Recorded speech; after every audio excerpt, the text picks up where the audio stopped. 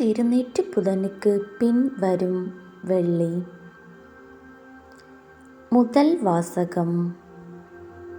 உங்கள் இனத்தாருக்கு உங்களை மறைத்து கொள்ளாதிருப்பது அன்றோ நாம் விரும்பும் நோன்பு.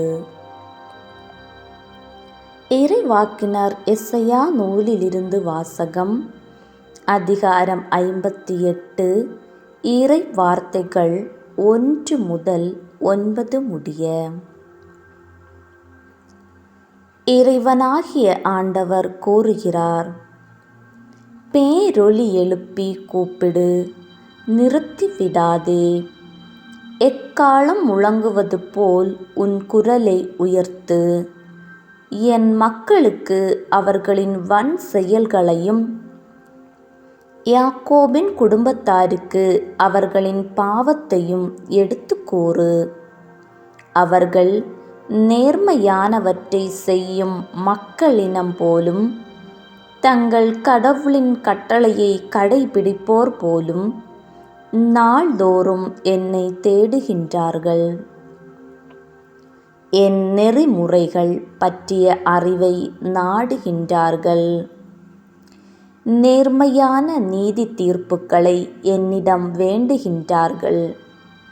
கடவுளை அணுகி வர விளைகின்றார்கள்.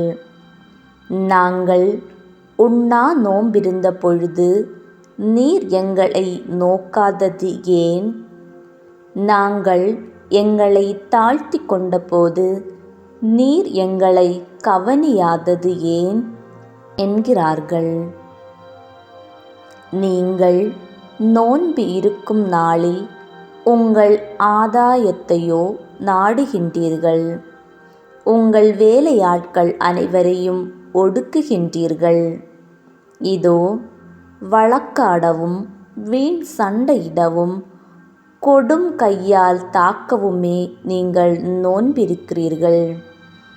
இன்று போல் நீங்கள் உண்ணா நோன்பிருந்தால் உங்கள் குரல் உன்னதத்தில் கேட்கப்படாது.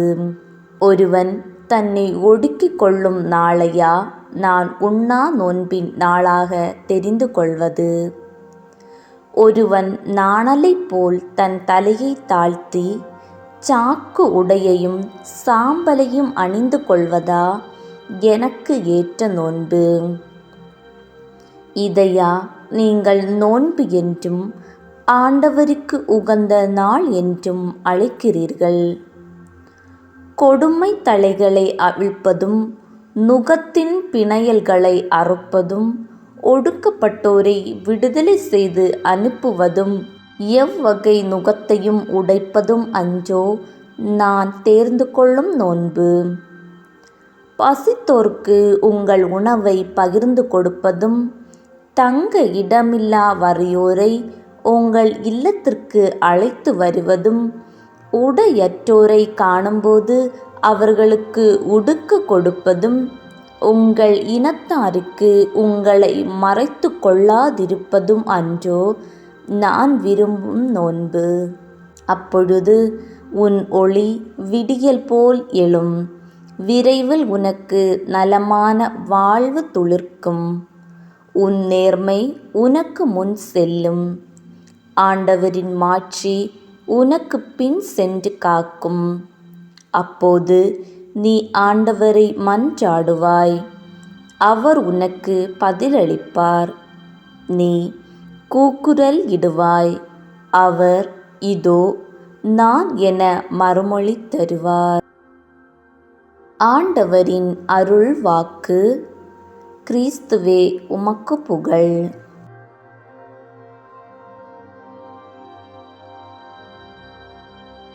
நன்மையை நாடுங்கள், தீமையை தேடாதீர்கள். அப்பொழுது படைகளின் கடவுளாகிய ஆண்டவர் உங்களோடு இருப்பார்.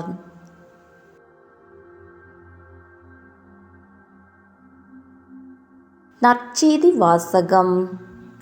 மணமகன் அவர்களை விட்டு பிரிய வேண்டிய காலம் வரும். அப்போது அவர்களும் நோன்பு இருப்பார்கள். மத்தேயு எழுதிய தூய நற்செய்தியிலிருந்து வாசகம். அதிகாரம் 9, இறை வார்த்தைகள் 14 முதல் 15 முடிய. அக்காலத்தில் யோவானின் சீடர் இயேசுவிடம் வந்து, நாங்களும் பரிசேயரும் அதிகமாக நோன்பு இருக்க உம்முடைய சீடர்கள் ஏன் நோன்பு இருப்பதில்லை என்றனர். அதற்கு இயேசு அவர்களை நோக்கி, மணமகன் தங்களோடு இருக்கும் வரை மணவிருந்தினர் துக்கம் கொண்டாட முடியுமா?